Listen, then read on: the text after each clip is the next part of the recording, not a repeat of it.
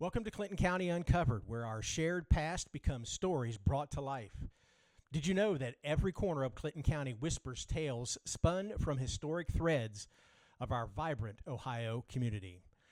I'm Mark Huber, and I'll be your guide as we delve into these captivating chronicles together. We'll uncover the essence of Clinton County from its daring beginnings to its pivotal contributions to national history.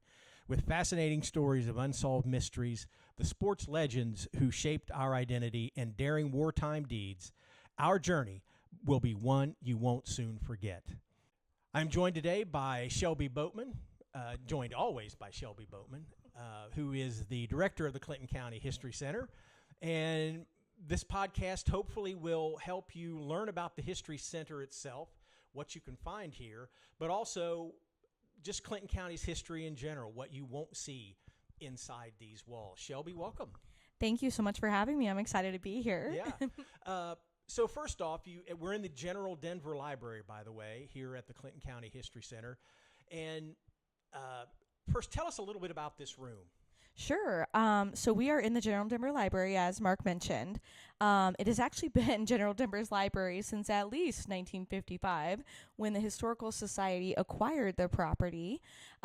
We were inherited through David Williams's donation.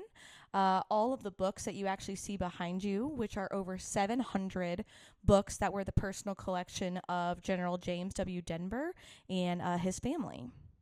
And so this, we don't want to get too much into this, but this is a little bit of a sneak peek about the current 2025 exhibit here at the Clinton County History Center. Yeah, we're really excited to be introducing for our 2025 season our temporary exhibit, which is the Civil War and Abraham Lincoln's connection to Clinton County, 160 years following his assassination. We have 4 temporary rooms downstairs, which is the most that we've had in the 6 years that I've been here as executive director, displaying different Civil War memorabilia, mementos, collection items, and things that pertain to Clinton County directly with a relationship to the Civil War. And of course, coming up in a couple of weeks, we'll have a podcast that will kind of take you on a little bit of a visual tour. It won't show you everything because we want you to be here at the History Center to see this in person, but we will give you a little bit of an idea, a little bit of a feel of what you will find here at the Clinton County History Center with this exhibit. But Shelby, in general, exhibit aside, give us a little bit of a rundown on what people will find in the History Center once its doors open in March before they close later in the year. Sure, absolutely. So what you can find at the History Center is a little bit of everything. I'm sure you've experienced that from working here as well. Every day is something new. But we have not only preserving and collecting the family history of the Denver, the Rombacks, and the Williamses, but we are the county's Historical Society and Museum Genealogy Research Library. So we do the whole county. So Blanchester, Sabina, Martinsville, Wilmington, you name it. And upstairs, we actually have permanent exhibits which talk about pre-Clinton County history. So the county was founded in 1810, but we knew that there were people, there were animals, there was activity here before that date in 1810 when the county was settled. So we have Native American arrowheads, projectile points, even a mastodon 10,000-year-old mammoth tusk. You should come check that out. We have a Quaker textile and heritage room upstairs. Talk about the Quaker connections to Clinton County that are pretty unique. We have an art gallery as well, and then our rotating exhibits. There's a lot to see here. That's just the tip of the iceberg, but we have a lot, and we're always collecting and adding to the museum as well, which is something that's pretty unique about us.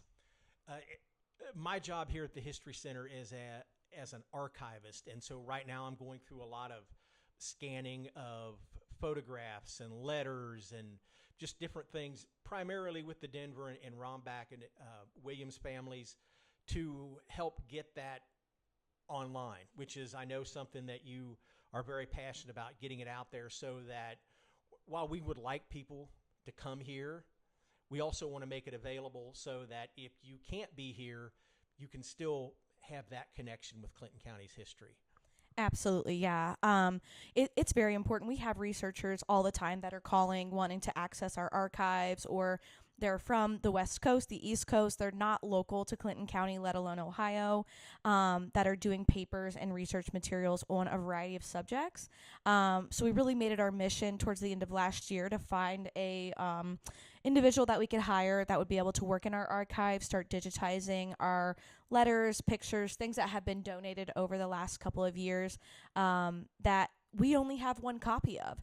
And if there, God forbid, is a fire or some type of damage that happens to these collections, if you don't have another copy online, digital, whatever, it's gone. So we've really tried to prioritize that through our strategic plan, and we've really enjoyed having Mark here, as you can tell. So one thing that I have done a little bit of, not a lot, is if somebody has family images that they would like to get scanned and that sort of thing, they can bring them in, and we'll take care of it. I'll take care of it, I guess. Yeah, you will be taking care of it. Yeah. We're looking forward to offering that service to the public soon. We want to keep Mark employed, so this is a great way to partner with our community and make sure that Mark gets a paycheck at the end of the week. But we want to have individuals, if you have family heirlooms or photographs, whatever it may be, that's able to be digitized. So we currently have an 8.5 by 11 Epson digital scanner that we're able to do a flatbed scanner with and scan letters, pictures, whatever those small items are. Digitizing those and then putting them on a flash drive or a thumb drive. And we've done that with numerous businesses in town already. And that just helps people, if they have large families and like the History Center, there's only one copy. This is a way that everybody can, in that family, can have a little piece of their own history. Absolutely. And so talk a little bit about, and we'll have a podcast coming up on this, but a little bit about what's upstairs with Beth and the Genealogy Society. Oh, okay. Great question. So Beth Mitchell, if you're not familiar, she is one of our lead genealogy volunteers. I think she's donated like 25 or 30 years to our organization. She's amazing. Everything lives up here. So that is another thing that we're working on, is getting everything that lives in Beth's brain onto a piece of paper for posterity. But the library will be reopening for the season as well in March. And I don't know if people know this, but our genealogy library is 100% volunteer staffed. We don't pay the ladies to work up there. They enjoy the subject, and that's why they give us their time, talent, and treasure. So we're very, very lucky to have them. We do something that's called research requests, where you can actually submit a research request to us if you're unable to come in and research yourself. And, we go through the process of having the volunteers upstairs pull the materials or the research for you, and then sending you copies or sending you whatever they may find. We've had that quite a few times with our DAR, Daughters of the American Revolution, and Sons of the American Revolution applications too. And it's no offense to the general public, but the reality of it is because they are up there most every day, those ladies know where everything is. You don't want just anybody rummaging through the files up there because, again, a lot of this is one of a kind, at least that we're aware of. And so we do take the requests. This is like, American Bandstand or something. We'll take requests and submit them all to Shelby, and she'll go from there. Sure. Yeah, I mean, that's a good point, Mark, is that we are open to the public. We have public hours, which will be Thursday, Fridays, and Saturdays for the Genealogy Library as well as the museum. But when we're open to the public, we have a volunteer that sits with you, works hand in hand in pulling those documents so that we're not misplacing something or something, gets mixed in the shuffle, whatever it may be. We do have volunteers that work hand in hand with a public member who would come in and want to do genealogy research. So there's two options. If you're too busy or you're not local, you can submit a research request. But if you're local and you want to come in and do research, we invite you, wholeheartedly to come do that. And sometimes even if the public hours don't work for you, we can do private pre-scheduled appointments too. Yeah, and it is important to know that and on one of these podcasts, we'll show you that area this isn't like the public library where everything has, a little code to it so that you know where the book goes back. And that's why the genealogy people need to be the ones to handle everything, so that, because if something was to get misplaced up there, a piece of paper, or so, it could be, not to be overly dramatic, but it could be lost forever. Absolutely. Before somebody would eventually find it. So let's talk a little bit about what the History Center outside these walls does out in the public. Oh boy. So we do quite a bit. As I mentioned, we can partner with local businesses to offer reproduction photographs. Some places that we've done that with include the Clinton County Port Authority, ATSG, for the Port Authority with the Masonic Temples building downtown. We've partnered with Tony Butcher at Old Town Tavern. All of the vintage pictures that you see there are from the History Center's archives. So that's one way that we partner with our community. We also are doing our annual Talking Tombstones Cemetery Walk out at Sugar Grove, and that's a really popular event. I think we're going into year 5 for that. And that is just a great partnership with Kirby out at Sugar Grove, and finding characters to portray our dearly departed Clinton Countyans is always a great time. Trying to think of what else we've done in the past.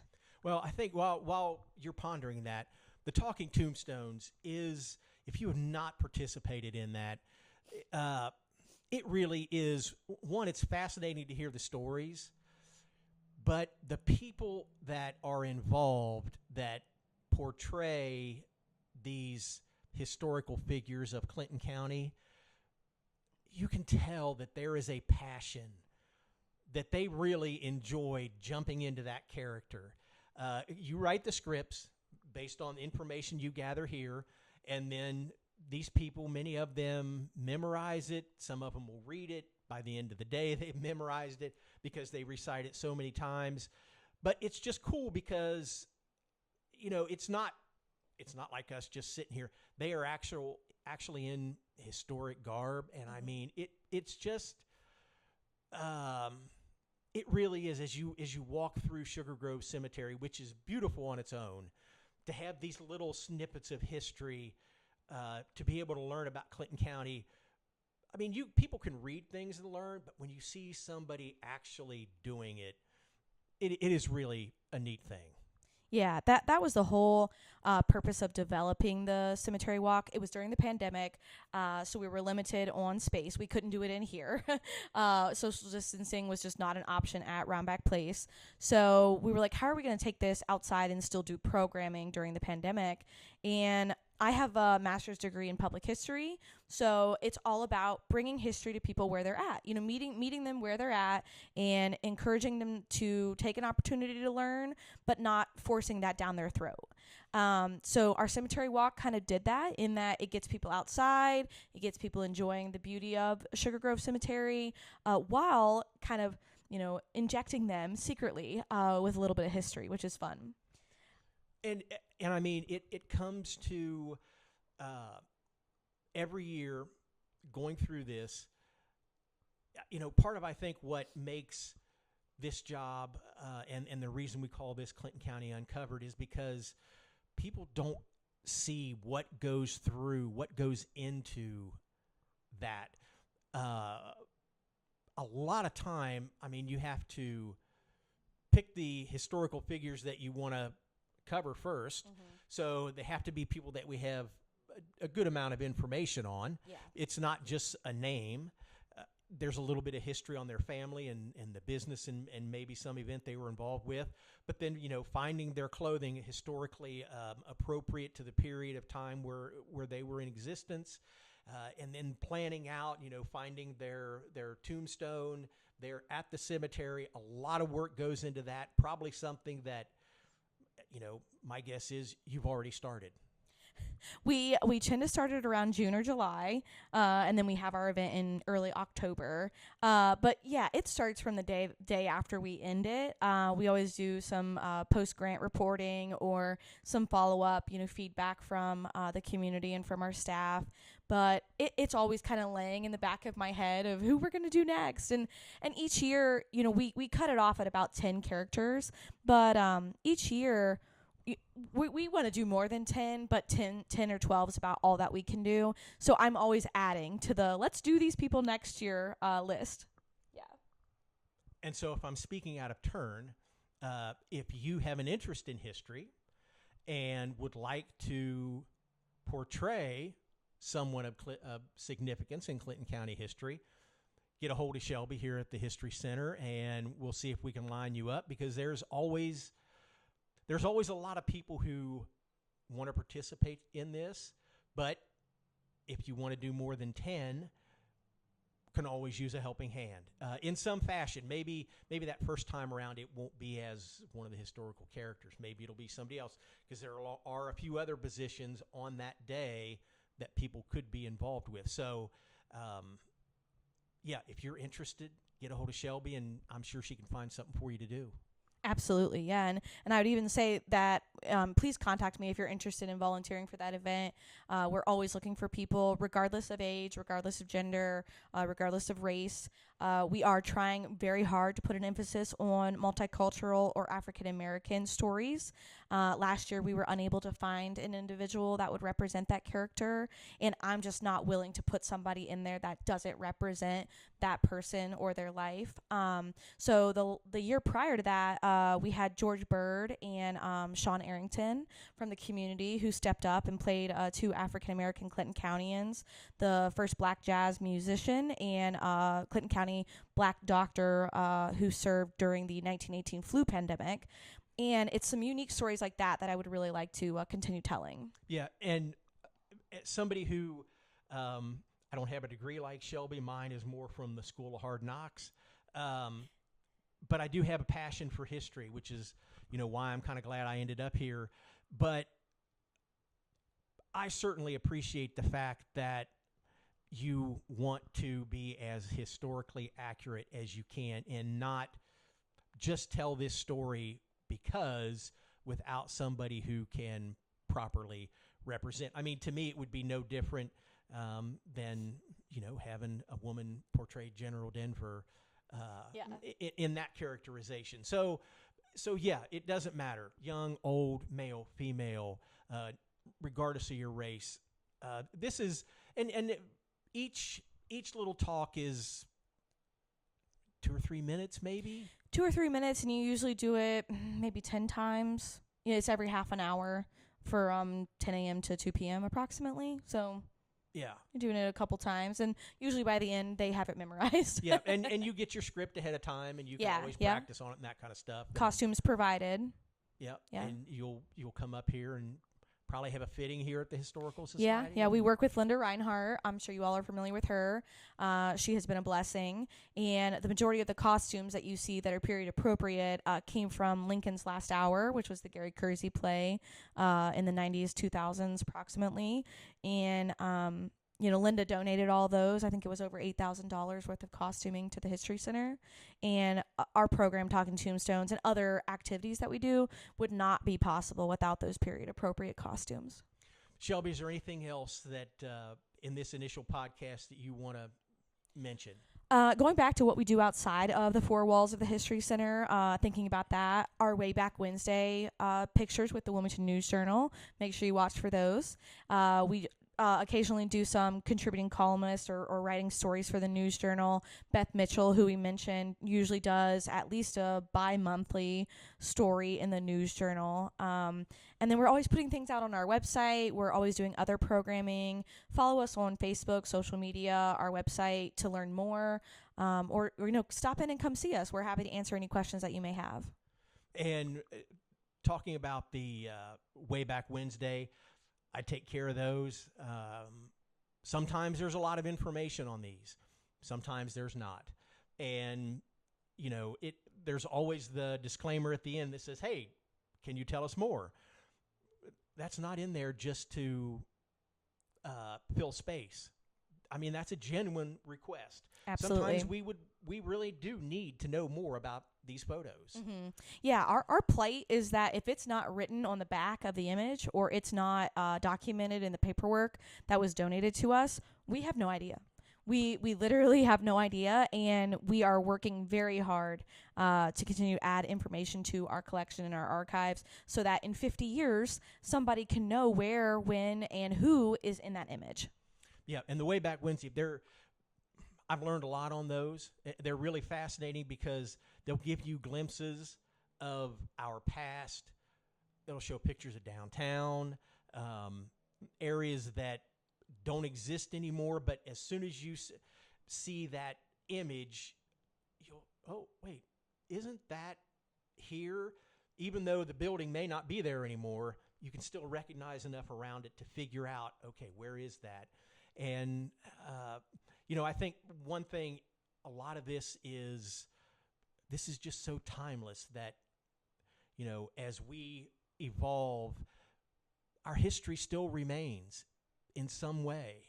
And in some cases, the Clinton County History Center has the only piece of that history.